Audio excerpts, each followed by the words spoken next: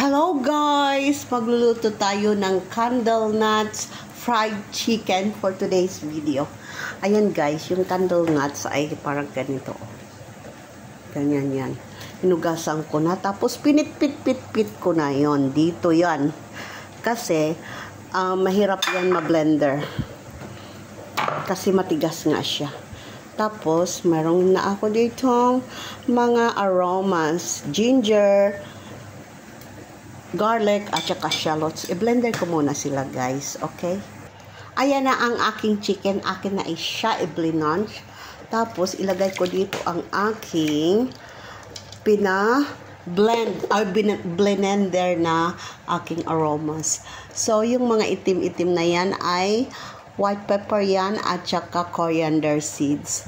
Hindi ko lang yan, roughly ko lang yan siya blended guys. Kasi maganda yung sa fried chicken yung merong kratak. Ano ba yung kratak? Crunchy. Kasi yung spices na yan, isasali natin yan pag fried. Okay? Doon sa chicken. Isang whole chicken to. Tapos, inapat ko. Ayan na. Sasalang ko ulit siya. Mag-saute ako ng zucchini. Isa lang kasi para kay Dada lang naman to. Okay guys?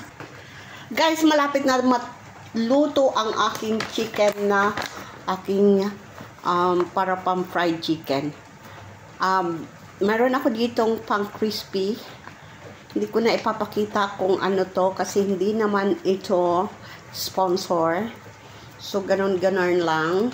Pero paborito namin ito pagka maroon kaming ginagawang fried chicken or kahit anong fried na gusto namin ma-crispy. So, ayan na guys. Ilalagay ko yan dyan. Tapos, tatakpan ko siya dito sa nasira ko ng takip. Ewan ko sino nakasira nito. Okay guys. Isa ko siyang isi-shake dito. Ayan yung spices niya or yung aromas niya. Nilagay ko. Tapos, i-shake ko na siya.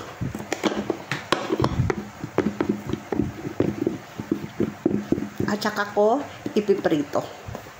O, diba? Ayan na siya. ang amoy niya, ang sarap ng amoy. Ang lasa-lasa. Amoy pa lang. Parang may nakita ako dito.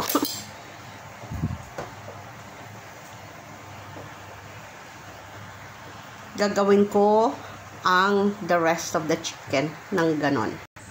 Gawin ko ulit. I-shake ko siya. So, parang binabasa ko siya ng konti doon sa natira sa mga spices ng chicken ko kanina. Para dumikit yung harina niya. Hindi ko na ito nilagyan ng ibang asin or whatsoever kasi ano na to, ready na harina. Pang crispy yan. Yan. Naandyan yung ibang spices. Tapos, lagay ko na ulit ang isa. Kasi apat to eh. Dalawa lang sila itong kakain. Kay Dada, isa lang naman. Siyempre sa bunso. Dalawa lang tan naman ang kinakain niya. Pero maya.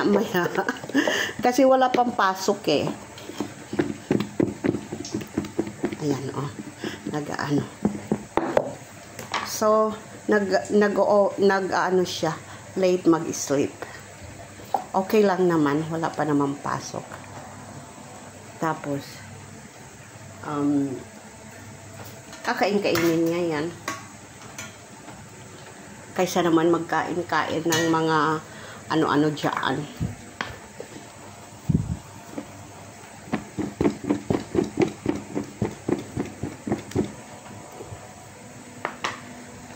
Ayan guys. Tapos na. Iprito ko na.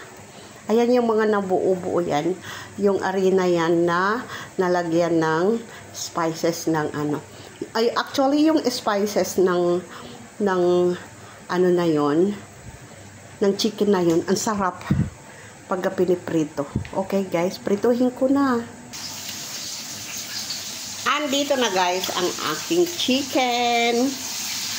Diba? Napaka-crispy ng aking chicken. Yung isa nakasalang pa. Ito ko muna.